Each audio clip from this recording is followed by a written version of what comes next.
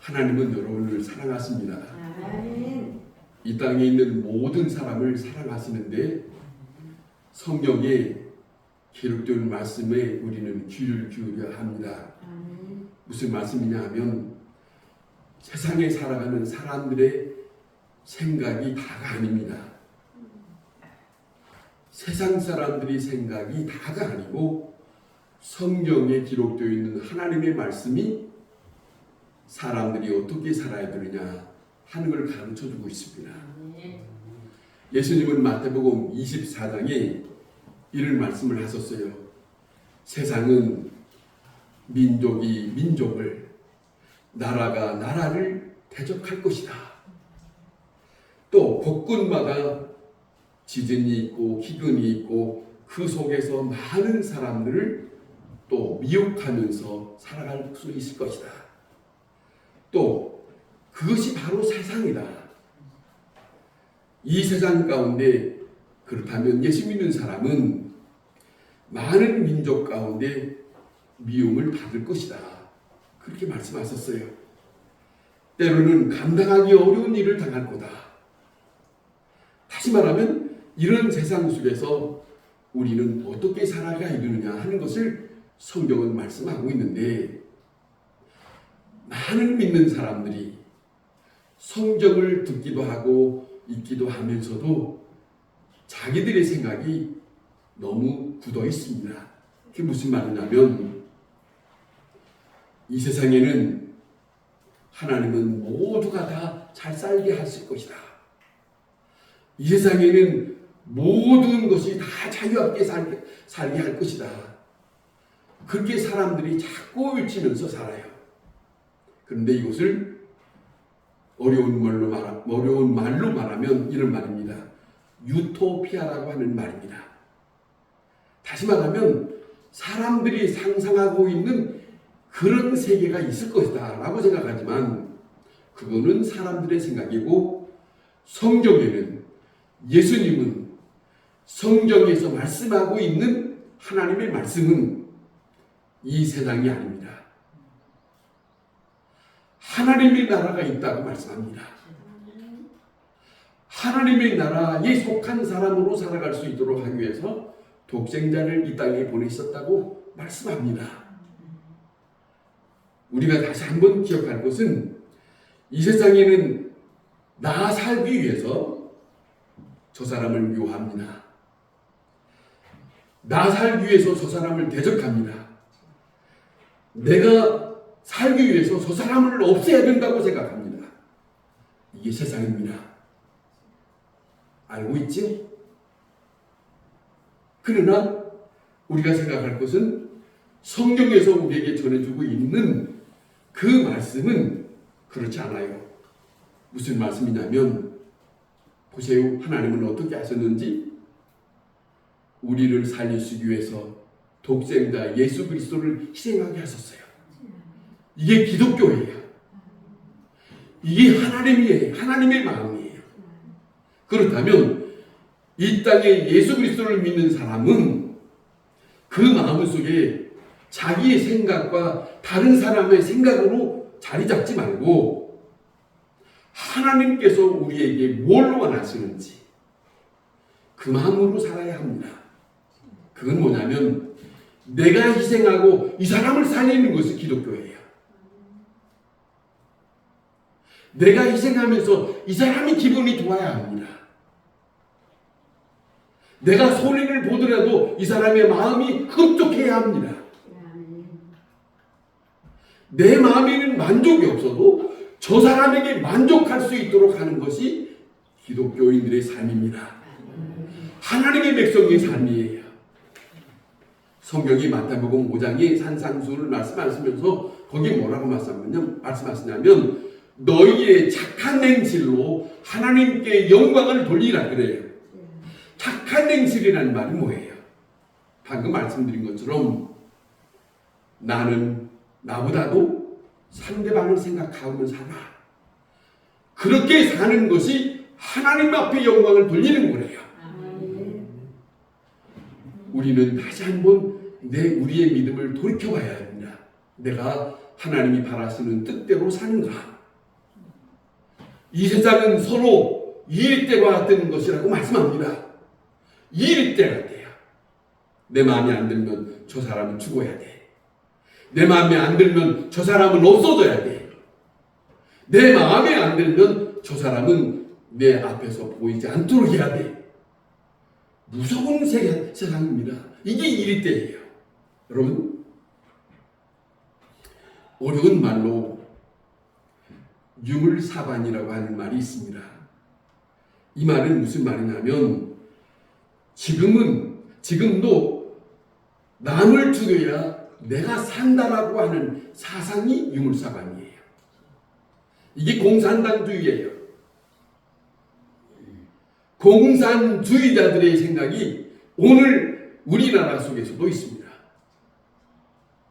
여러분 생각해 보세요. 내가 산다는 생각에서 남을 죽여야 내가 산다고 하는 생각에서 벗어나지 못하고 있는 것. 우리 가운데 이 일들이 너무 많습니다. 알게 모르게. 그것은 잘못된 생각입니다.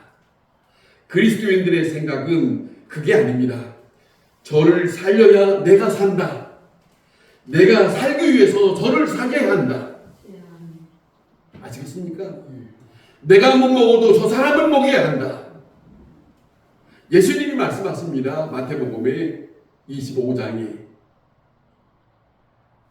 이쪽 편과 이쪽 편, 양과 염소, 오른편과 왼편 말씀하시면서 가르치다. 마지막에. 그런데 하나님이 원하시는 자들을 말씀하시는데 이렇게 말씀하세요. 오른쪽에 있는 자들은 내가 굶주렸을 때 나 먹을 것을 주었고, 내가 감옥에 있을 때 찾아왔고, 내가 헐벗고 있을 때 입혀주었고. 그런데 이 오른편에 있는 사람들이 그 말을 듣고, 아니 주님 우리가 언제 그렇게 했습니까? 라고 묻더라고요. 그런데 주님은 말씀합니다. 너희의 어려운 사람들을 돌보는 것이, 너희의 이웃에게 행한 것이 바로 나에게 행한 것이다. 이렇게 말씀하시고 있어요.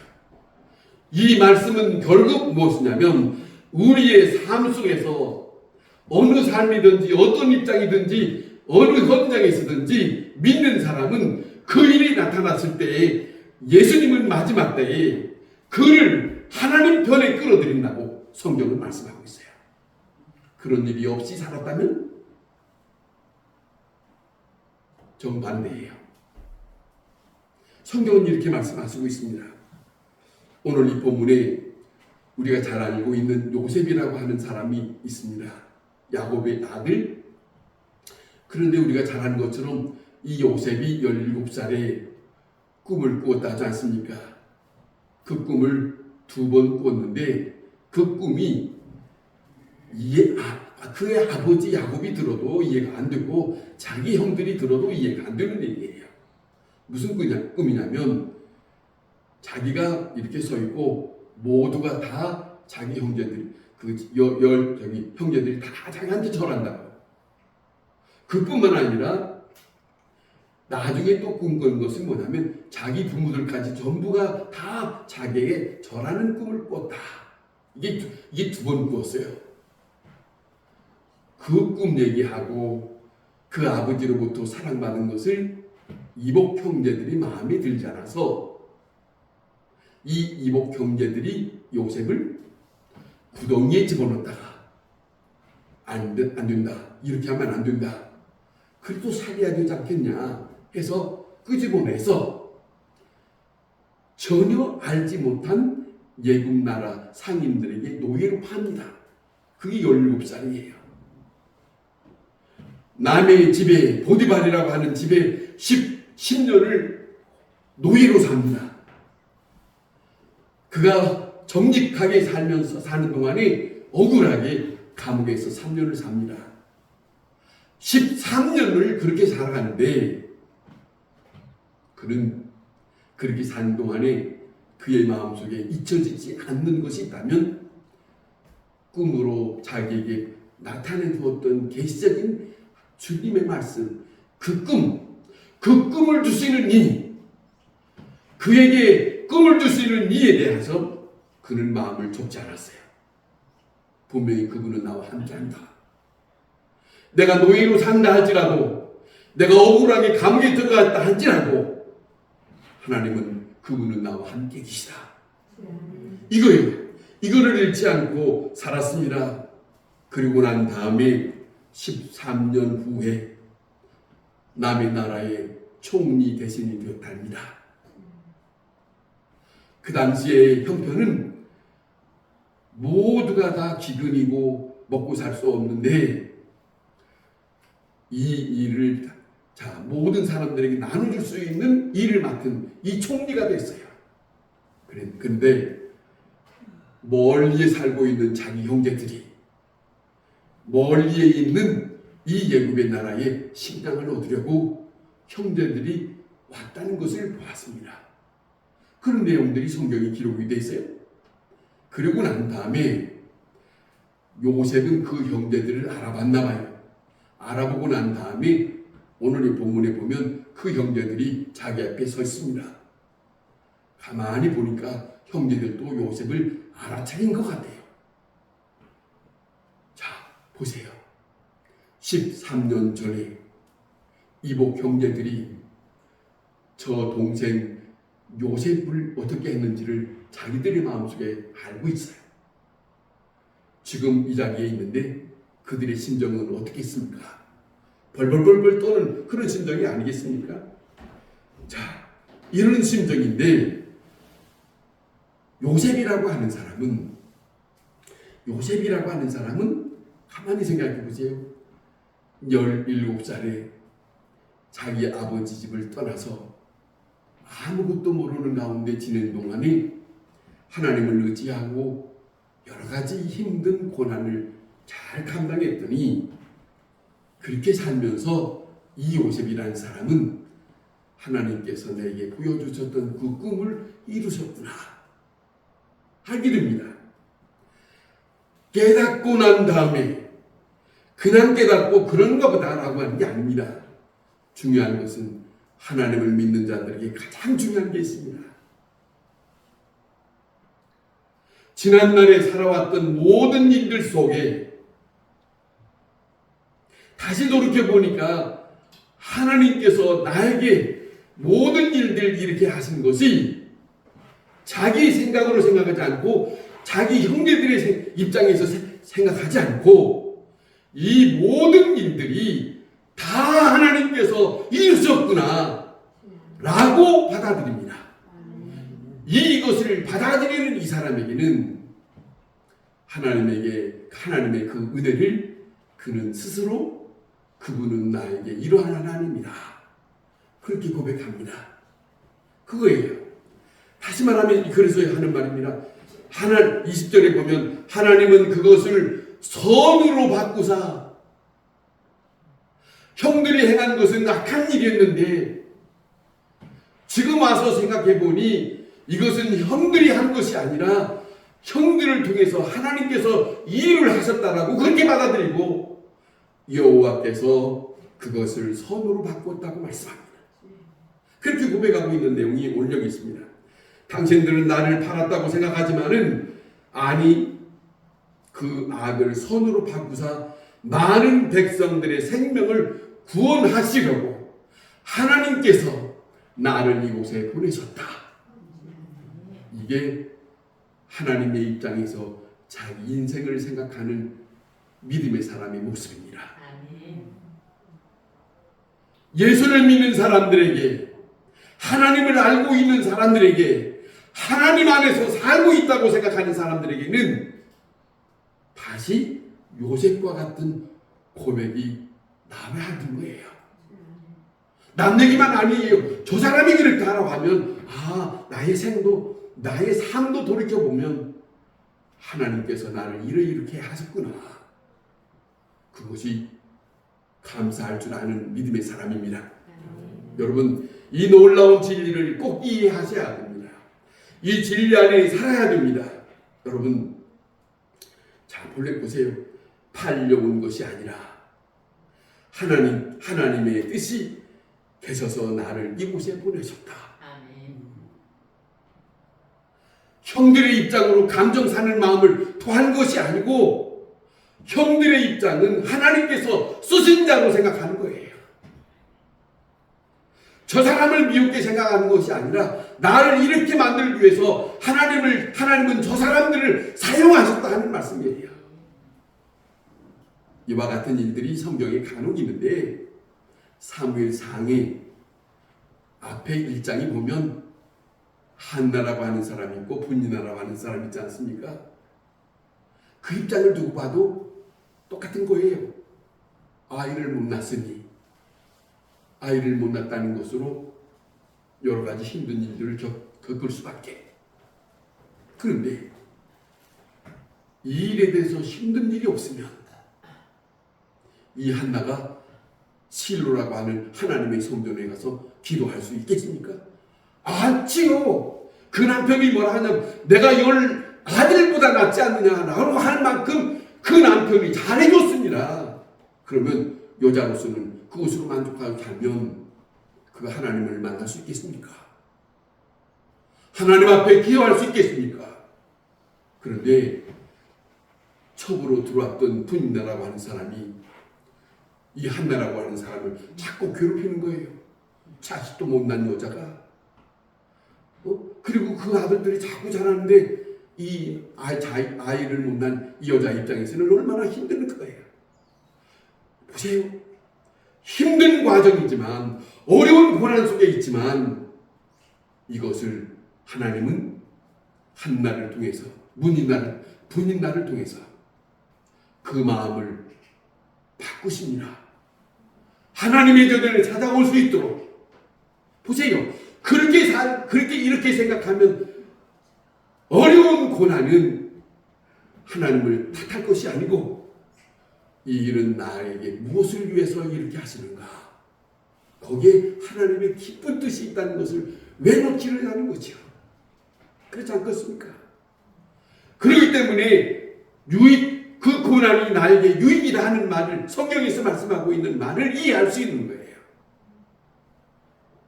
저거는 왜 나한테만 이렇게 힘들게 하는 거야? 왜 나한테는 이렇게 어렵게 살게 하는 거야? 이렇게 받아들일 수 있는 입장이 아니에요. 믿는 사람의 입장에서는 말입니다.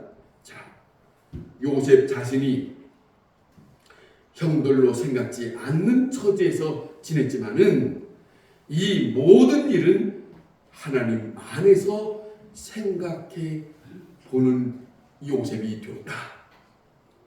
이것은 놀라운 깨달음이에요. 놀라운 깨달음. 그냥 깨달은 게 아닙니다. 깨닫는 것도 하나님의 놀라운 선물입니다. 아멘. 깨달은 것은 하나님으로부터 나에게 이런 일 때문에 이와 같은 현실을 주었구나. 그것을 아는 사람에게는 하나님 감사합니다. 그걸 바랄 수 있는 거 아니겠습니까? 여러분, 때로는 우리는 가난하기도 합니다. 때로는 우리가 살면서 어려운 일을 당할 때도 있습니다. 때로는 원치 않게 병들어서 힘든 일들을 겪을 때도 있습니다. 자, 많은 어려운 일이 있습니다만은 그러나 영적으로 하나님 앞에 깊이 한번 생각해 보세요. 그 모든 역경, 그 모든 일들이 누구를 위해서 그 일이 있었느냐? 하나님께서 나를 필요로 해서 나에게 하나님의 편에 바로 서게 하기 위해서. 이것이 엄청난 축복입니다. 이걸 아는 사람만 하나님 감사합니다. 이게 축복이지요. 그걸 못 깨달으면 원망과 불평과 하나님은 어찌하여 나에게 돈을 안 주는 거예요? 하나님은 어찌하여 나에게 이렇게 힘든 병으로 고생하게 하는 거예요? 아니라니까요. 아니에요. 그 일을 통해서 하나님께서 나를 하나님의 품 안에 들어올 수 있도록 이끌어가기 위해서, 그 마음을 바꾸게 하기 위해서. 자, 보세요. 모든 역경을 선으로 바꾸셔 하나님, 역경을 통해서 말씀을 주시고요. 역경을 통해서 하나님을 만나게 하시고요. 역경을 통해서 절박한 가운데서 하나님의 능력과 사랑을 알게 하신다. 아멘. 여러분, 고통은 현실입니다. 그러잖아요. 어려운 일은 현실입니다. 전쟁도 현실입니다. 그러잖아요. 그런데 이것이 끝나지 않고 계속해서 그런 일들이 터져요. 전쟁도 터지고요. 민족과 민족이 터지고요. 이런 일들이 반복되어져 가는 것이 우리가 살고 있는 이 현실의 세상입니다. 그러나 중요한 것은 하나님은 그 속에서 하나님의 백성이 하나님의 뜻 안에 깨닫고 들어오기를 원하시는 것이 아버지십니다. 아멘. 아버지시에요. 그 속에 하나님의 사람을 구원하시려고 하십니다. 하나님의 선한 역사를 이루어 가시는 것이 하나님의 놀라운 일들이 거기에 숨겨져 있습니다. 하나님의 섭리, 하나님의 선교적인 역사, 어려운 가운데서 하나님은 일하시고 계시다. 하나님의 백성을 찾으신다. 하나님의 백성을 불러내신다. 이것이 서로 만나야 하나님이여 어찌하여 나를 이렇게 내게 손을 펼치십니까? 알아야 그렇게 하는 거예요. 모르면 그 하나님의 손을 못 잡아. 이게 있다니까요. 오늘 이 본문에 보세요. 자기 앞에 벌벌 떨고 있는 형제들 앞에 요셉이 하는 말을 보세요. 내가 하나님을 대신할 수 있겠냐? 내가 하나님을 대신할 수 있겠냐? 자, 그런 입장에서 요셉은 넉넉하게 형들에 대해서 지난 말을 끄집어 말하지 않습니다. 누구를 향하여 어떤 말을 하지 않습니다. 하나님께서 하시는 일을 하나님께 맡기고 그 다음에 오직 이 요셉은 하나님이 하시고자 하는 일에 같이 가고 있다. 사람들과 함께 한 게 아니에요. 하나님이 이끌어 가셨으니까 이렇게 이끌어 가는 대로 지금 이렇게 함께 하나님의 역사 속에 함께 하고 있다. 이걸 말하고 있는 거예요. 여러분, 은혜 입은 것을 인식하는 자만이 은혜를 베풀 수 있습니다. 이 문제를 모두가 알아들었으면 좋겠어요. 요셉이 은혜를 많이 받았다는 것을 알기 때문에 그 은혜를 베풀 수 있는데 자기만 만족한 것이 아니라 하나님으로부터 내게 이런 일들을 나타내셨구나 하는 이것을 받은 것을 인식한 자신이 이제는 상대방에 대해서 넉넉한 사람이 되었어요. 용서하는 사람이 되었어요. 받아들이는 사람이 되었어요. 지난 과거에 대해서 말하지 않는 사람이 되었어요. 품을 수 있는 사람이 되었어요. 지난날에 잘못된 것을 따지는 사람이 아니라 그 사람들을 끌어들이는 사람이 되었어요. 이게 믿는 사람입니다. 이게 하나님의 사람입니다. 오늘 현실에 이와 같은 하나님의 사람을 하나님은 원하고 계시다. 자, 그거예요. 하나님께서 내게 어떻게 하셨는가를 받아들이는 것. 그것이 중요합니다. 여러분, 말씀을 듣거나 말씀을 읽거나 하면서도 하나님께서 내게 어떻게 하셨는가를 내가 받아들이는 것이 없이 듣기만 하면 아무 소용가 없어요. 수없는 설교를 듣는다고 해서 사람이 달라지는 게 아니에요. 들으면서 하나님께서 내게는 어떻게 역사하시는가, 그걸 인식할 수 있는 사람. 자, 은혜를 남에게 끼칠 수 있습니다. 넉넉한 사람 될 수 있다. 그것을 알아야 된다. 그래서 요셉은 형들을 대하면서 21절에 이런 말합니다. 형들에게 당신들은 두려워하지 마시오. 내가 당신들과 당신들의 자녀를 내가 다 기르리이다. 돌보겠습니다. 보세요. 인간의 생각이면 돕기는 왜 도와? 저 사람들은 안 만났으면 좋지. 원수인데 어쩌자고 나를 17살에 아무것도 모르는 사람한테 아무것도 모르는 남의 나라에 팔 수가 있냐. 감정, 원수. 그러나 이런 일들이 있지만 하나님을 믿는 사람에게는 세상 사람들이 이해하지 못하는 하나님의 입장에서 자기의 모든 일들을 받아들일 때 이거는 하나님께서 하신 일이구나 받아들일 때 상대방을 미워하지 않더라. 아시겠어요? 하나님의 말씀이 들려지니까 이것을 받아들이고 깨닫는 사람에게는 놀라운 일이 벌어진 것은 하나님의 마음을 품어요. 하나님의 마음을 품는다는 말은 저 사람들에 대해서 심판하지 않아요. 그거예요. 심판하지 않습니다. 보세요. 형님들이 이제는 다시금 이렇게 말하고 형님들이 아버지를 모시러 함께 떠납니다. 떠나려고 할 때 그 형님들 앞에서 요셉이 간절한 부탁 한마디가 있어요. 무슨 부탁이냐면 형님들이요. 형님들이 가는 동안에 형제들끼리 싸우지 마시오. 무슨 말이에요? 지금 요셉을 만나서 이런 얘기를 들었으니까 지난 과거에 13년 전에 야 빠지면 구덩이에 빠지지 말자 팔지 말자 이런 서로 옥신각신한 사람 형제들이 있었거든.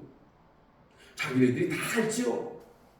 그러니까 지금 만나서 요셉을 만나서 다시 아버지를 모시러 갈 때 저들이 서로 다툴까 봐서 이 막내 동생이 하는 말입니다. 형님들이요 아버지를 모시러 가는 가운데 서로 다투지 마시오. 서로 마음 상하지 마시오. 이게 하나님의 사랑이라니까요. 남의 마음을 품을 수 있는 사람, 지난날에 자기에게 억울하게 했던 일들을 생각하지 않는 사람, 하나님의 은총을 입은 사람은 그 은혜 안에서 모든 일들을 소화시킵니다. 이제 누구를 미워하지 않습니다. 누구를 탓하지 않습니다. 그것이 바로 은혜 입은 자의 고백입니다. 용서입니다. 용서만 가지고도 부족하지 않고 저들을 품고 저를 끌어안는 사랑이 있습니다. 자, 당신들의 자녀를 내가 잘 돌보겠습니다. 이거 말입니다. 여러분, 용서가 성경에서는 너무너무 귀하게 말씀합니다. 자, 용서라고 하는 이 입장에서 하나님으로부터 용서하는 입장에서는 세 가지의 일들이 있습니다. 용서하면 과거의 과목에서 풀려나는 거예요. 과거의 잘못된 일들에 대해서 그거에 대해서 다 자유함을 걷는 거예요. 용서하면. 그렇죠. 요셉처럼 말입니다. 그 다음에 또 용서하면 두려움으로부터 벗어납니다. 용서하면 두려움으로부터 벗어납니다. 그 다음에 또 한 가지는 용서하면 현실에 막혀 있는 게 아니라 저 앞에 미래가 환히 보인다. 하나님을 만날 수 있다. 용서가 이렇게 소중합니다. 용서하지 못하면 절망 가운데 빠집니다. 용서는 자기가 살 뿐 아니라 남을 살리는 일이 됩니다. 남을 살리는 일들이 된다면 이것은 자기에게 남들이 알지 못하는 그 마음속에 기쁨이 있고요. 감사가 있고요. 하나님 안에 하나님의 자녀로 사는 감격함이 그 속에 있습니다. 그렇다면 지난날에 잘못되었던 상처들을 끌어안고 살 것이 아니라 이 모든 일들이 하나님께서 내 쪽에서 필요해서 이렇게 하셨다고 주 안에서 이 일을 내가 받아들인다면 하나님으로부터 내가 참 잘하였다 칭찬 듣고 하나님이 그 자를 주님의 품으로 불러 들일 것입니다. 이 놀라운 일들이 우리의 삶 속에 경험될 수 있기를 바랍니다. 기도하겠습니다.